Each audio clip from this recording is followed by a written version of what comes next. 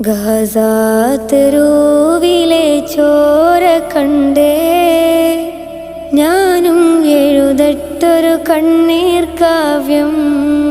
പിഞ്ചോമന മക്കളെ ചോരക്കായി ദാഹിച്ചലയുന്ന ചെന്നായ്ക്കൂട്ടം.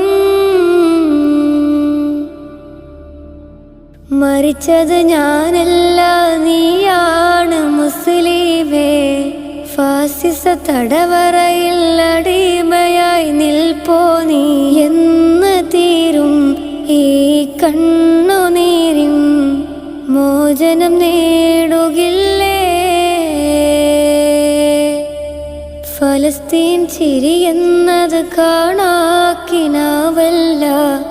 അറബിപ്പൻ വിളയുന്ന കാലം വരുന്നുണ്ട്. തഖ്വ കൊണ്ട്